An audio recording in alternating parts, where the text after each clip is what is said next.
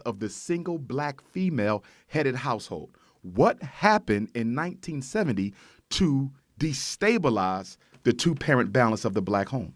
They economically castrated the black male. Coming out of the civil rights struggles of the 1960s, the American power structure said, in order to crush black power, in order to crush civil rights, we have to crush the unapologetically African alpha male's control and leadership of the black community. Because most of our grassroots organizations were not funded by the government because they opposed the government. They were funded by black men who owned their own businesses and had skills that paid the bills. So the first thing they did in 1970, after they assassinated Dr. King 2 years prior, is they went into the inner cities and they did two things, two weapons of economic destruction. One, they went into the high schools and took out all of the trade-based industrial training programs. Up until 1970, they were not sending everybody to college. Up until 1970, you could live a decent life as a plumber, an electrician, an HVAC, a welder, an auto mechanic. That's how we took care of our families back then. So the power structure said, we're taking all these programs out of the high school because these programs are allowing black men to operate their own business. And if they don't work for us, we cannot control them. So they took all the programs out, the skills that pay the bills, and started sending everyone off to college. The second thing they did was they deindustrialized the inner city. When you walk through Philadelphia, which is my hometown, you walk through Detroit, Chicago, these used to be industrial hubs. Now all you see is abandoned buildings, which ironically have been transformed into prisons. So the same places that used to keep us out of jail by giving us work are now used to keep us in jail. So they took all the jobs out the inner city in 1970. 1980, the CIA drops off the crack cocaine. 1990, Bill Clinton drops off the federal crime bill, the most far-reaching and comprehensive crime bill in more than 50 years, which did three things. Number one, mandatory minimum sentencing for nonviolent drug-related offenses. Number two, 3 strikes and you're out.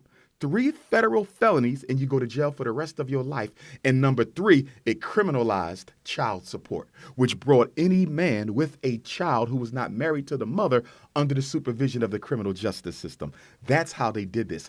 Criminals are not born, they are made. And the most effective weapon of emasculization of the black male is the mass incarceration of the black male. Because once you get a felony on your record, you're economically crippled. It is almost impossible to get a job as a felon. So once you make the black male economically irrelevant to the black woman, I'm going to say it again. Make the black male economically irrelevant to the black woman. The black man is the only man in America who is out-earned and out-educated by his woman. No other man in this country is out-earned or out-educated by his woman. There could be no psychological castration without the economic castration because the man's first responsibility is to protect and provide. Right. You know, you said a whole lot there, and there's a lot to unpack, and I'm going to try to break it down one by one so the listeners and viewers could really absorb what you said, because I'm in agreement with you. Let me just say that. Yes, sir. All right, now, first thing first, 1970, this is post-civil rights era. Yes. Now, you identified the U.S. government, but which wing of the government? Is it not the white liberals and the Democratic Party who push these policies that undermine the black man? Without question. One of our greatest political misunderstandings as a people is the fact that we do a lot of false dichotomy creation when it comes to left-wing, right-wing European politics. In other words, we create these false narratives that the Democrats are for black people and the Republicans are not, as if they're two different teams. When it comes to black people, there's only one agenda, whether you're a Democrat or a Republican. They believe the exact same thing with regard to what needs to be done to us. There is no difference there. I see the same thing when I look at this Donald Trump, President Obama dichotomy. where Trump is the enemy of black people and President Obama was the savior. But last time I checked, President Obama didn't pass a single law for black people. Last time I checked, President Obama did absolutely nothing about the police genocide of unarmed black people in this country during his 8 years in office. Last time I checked, when Barack Obama became president, black people were the priority minority. And for the first time in 400 years, because of Obama's neglect of black people, for the first time in 400 years, we are no longer the priority minority. We are at the bottom of the minority list. You know, again, I'm gonna try to keep up. You spoke on the emasculation of the black man. How do you feel that emasculation is compounded with the introduction of feminism to the black woman? Feminism was created by the CIA. Feminism was created by the CIA.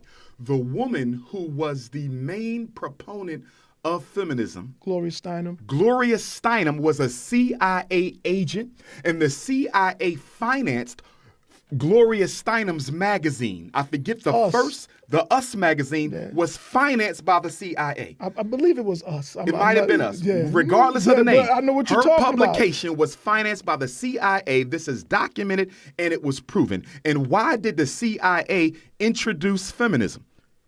The CIA introduced feminism to empower the black female and to disempower the black male. See, the empowerment of our sisters is not an evil. Her being more educated than the black man is not necessarily an evil. Her bringing home more pay than the black man is not necessarily an evil. It is the interpretation she makes with regard to why she out-earns her mate. It's the interpretation she makes to why she out-educates her mate. It's not until the black woman swallows the American power structure's narrative as to why the black male is disenfranchised does it become a problem. Because if my wife out-earns me and out-educates me, that's not an issue if she can still respect my manhood. But because we live in a capitalist empire, your worth as a male is automatically translated into your take-home pay. So they look at what is your man worth? How much does he bring home? They don't look at all the other ingredients that make a strong black male. We get reduced to $1.